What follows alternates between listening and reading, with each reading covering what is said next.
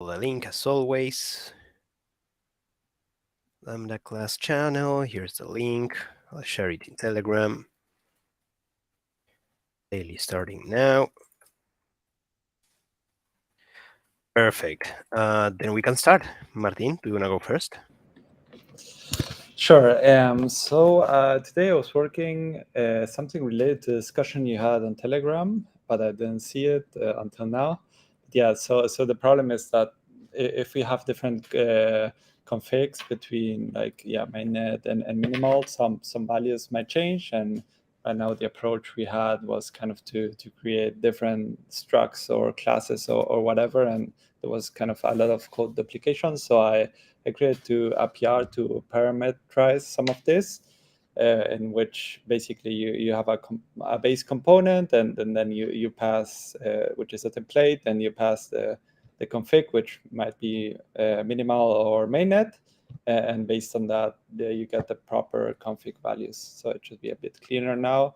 And the idea is that this is a first iteration towards being able to just pass the appropriate config from Elixir to Rust, and then inside the Rust code it should select the minimal or the mainnet struct based on what was sent. So yeah, I have a PR. I don't know if I was clear, but I think with the PR it's going to be clearer. That's ready to review now. And yeah, I just saw that Paul, you merged something related to SSE, so I just synced with main and fixed that. So that's it for me. That's awesome. Great to hear. What was I going to ask? Yeah, is this exclusively related to Rust, or are you working on both sides, Rust and Elixir? So the thing is, like, if I understand correctly, correct me if I'm wrong, Mega, the only difference between the different configurations is, for example, on one you might have, is Thomas still there, or did he? Yep. So, sorry, still here. Yeah, so the difference between one configuration and another one might be that, for example, in one configuration in minimal, you might have a vector that allows a max of, I don't know, 8 elements, and on the mainnet one, it might be 512. So these type of restrictions we don't have on the Elixir side, since we deal with infinite vectors, and so you only start to seeing those restrictions on the Rust side. So if everything goes right, then on the Elixir side, we would just have one type. And then on the Rust side, we would have it parameterized. And depending on the configuration, we would select one struct or the other. I don't know if that is clear. No, yeah, it's very clear. I think that will work for now. Eventually, we will have some troubles with that because it's not only the prefixed size of the vectors, but there's also some logic that depends on that. Like the size is in the spec something that interacts with the rest of the logic. For instance, there's some vectors that are related to the history, and that's like a rolling vector, like one that is replaced. Like that for instance, if let's say as an example that you have 10 places, if you want to write an 11th element, then you go to the first place of the vector and start writing from there. So that rolling buffer style of using vectors will probably need that size to be present in Elixir as well. But I think that we can take care of that like way more into the future, and that for now it might not impact having just one type in Elixir. But at some point, we definitely will need to have that number or those numbers available in Elixir as well. Does that make sense? I'm not sure if I was very clear. Yeah, for sure. Yeah, we'll have to see how we deal with that. But yeah, sure. Awesome. I think it's a blocker for now, though, right? Exactly. This is not a blocker for now. So what you did is still extremely useful. We can like start an issue and worry about this in the midterm future. All right. Anything else? That's all. That's cool. Paul, do you want to go next? Yeah, sure. So yeah, I really like the PR from Martin because I just implemented the SSZ sync committee and sync committee minimal. And so we had a little bit, as Martin said, the discussion in the Telegram where it was a little bit unclear at least to me, when you needed the minimal and stuff. And after the implementation wasn't the cleanest. Sorry if I sound a little bit like because my nose is taken, but yeah, the PR from Martin seems really cool. And after, I think that what Martin told me last time, it was that uh, we wouldn't need it anymore. Like once we implemented the SSD types, after we won't really need to touch them anymore. Like when we made sure that it works. So I guess like if we manage to do something that's clean, that's maybe not optimal, but that's good enough, and then it works. Maybe it's good enough. I don't know. At least for the SSD types, because it's not like essential for the the, the client to work. Like if it works and it's not like the cleanest implementation, maybe it doesn't. It's not a lot of value to go back and refactor everything. Uh, okay, on my part, to go quickly. So I saw your messages on the PR for the Phoenix boilerplate and first endpoint. I will update that soon. The only question I had was potentially on the handling of the errors like 404, 400, and etc. I'm curious if we need to do like manual handling of each error, like uh, code 404, 315, 406, etc. Or do we just do like a few specific ones, like 404? I don't know. Something like There's multiple ways to this question. To what Martin said in the PR, I also added like some more detail on how you could implement this for at this time. Oh, sorry, like this is hard coded for now, right? Because we don't have a database, we are not saving blocks yet, so you're just returning one block, which is perfect for now. That's the exact idea of having the boilerplate working. Um, so I just added some ideas on well, if someone asks for any of the special values like head or genesis or checkpoints, then we can just return the one that we have. If they ask for any root that's not the one that you have, then we can just return a 404 because it's not found. And if we just send anything that's not either an integer or a root or one of the special ones, then we can just return, hey, a 400 because this is not a valid input. I think that the last one we may leave for a separate PR, but mostly because I think that validations will come easier when we have open API specs. Open API specs. I don't know if you worked with that previously, but it's a way to have a schema that tells you the types of the inputs, and then you can just automatically validate them all and receive an answer specifying if there was a type problem with any of them.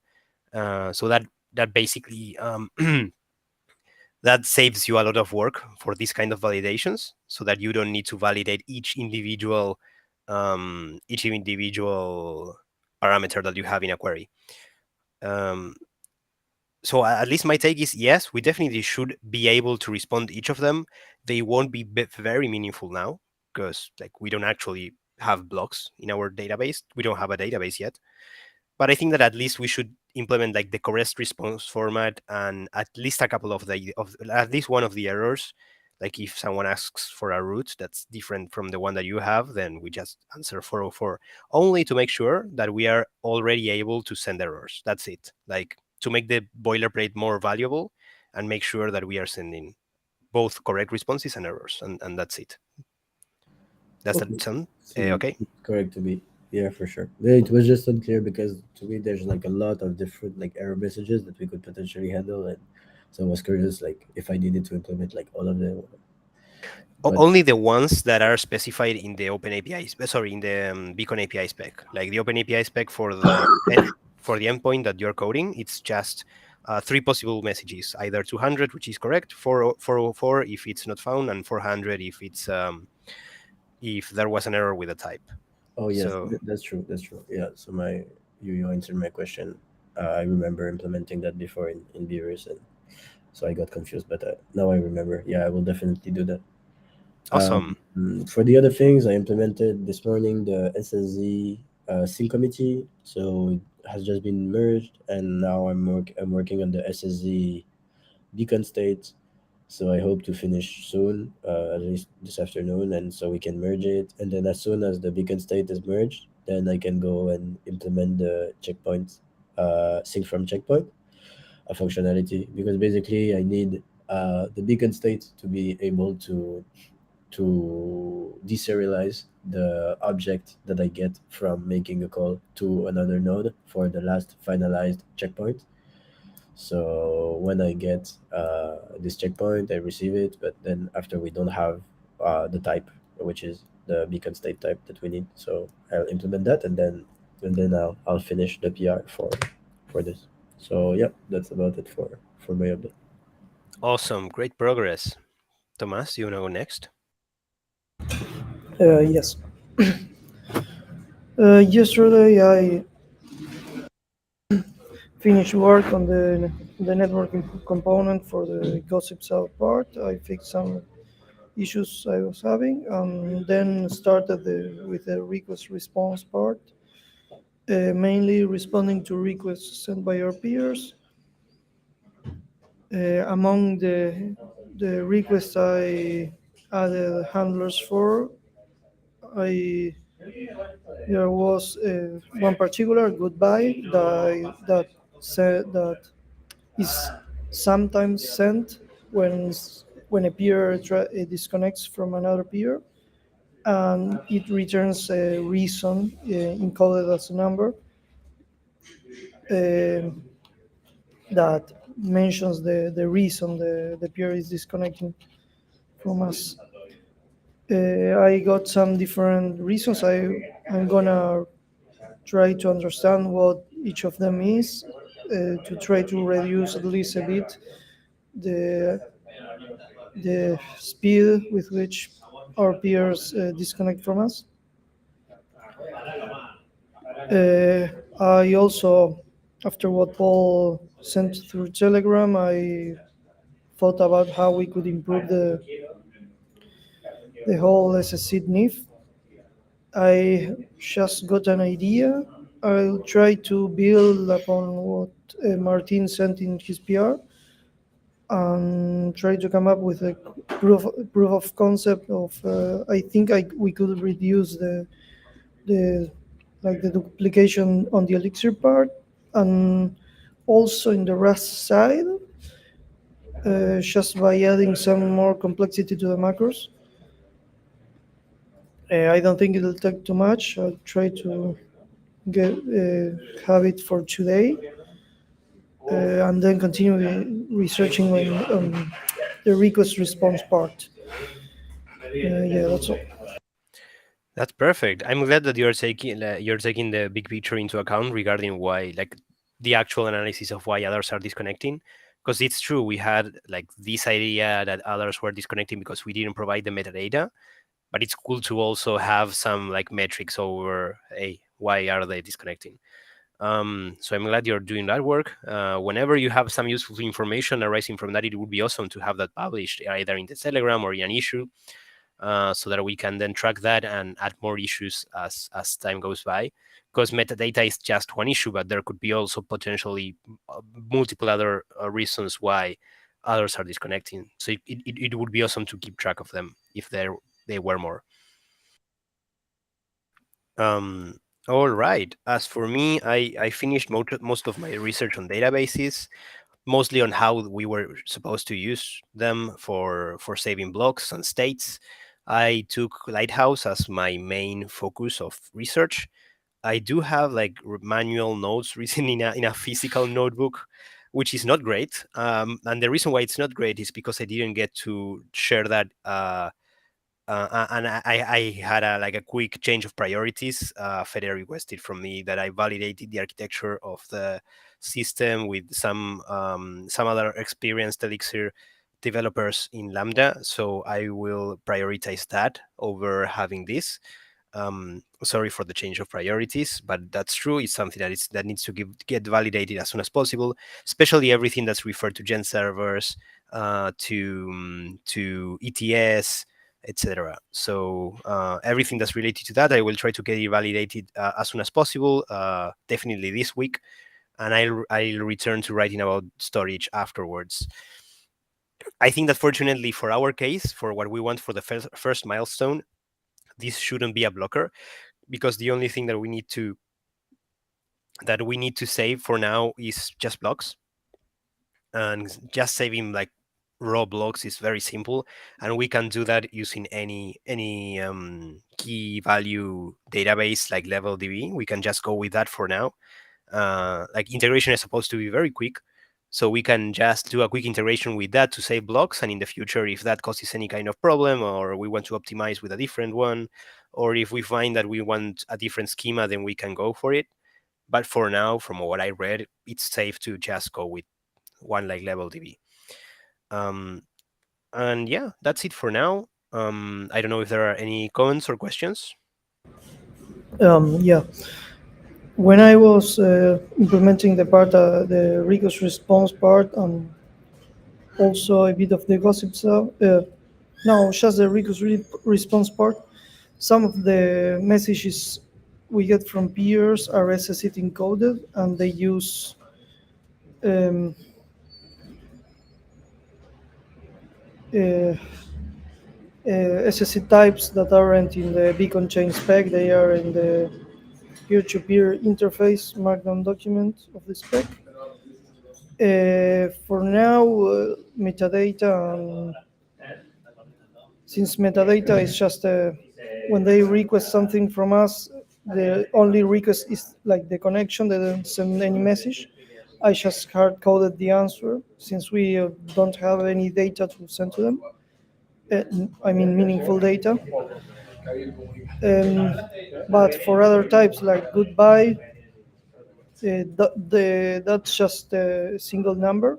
So I like hard coded the decoding part. But for other messages, we'd need to implement the containers for them in SSID. I'll sometime between today or tomorrow. I'll try to.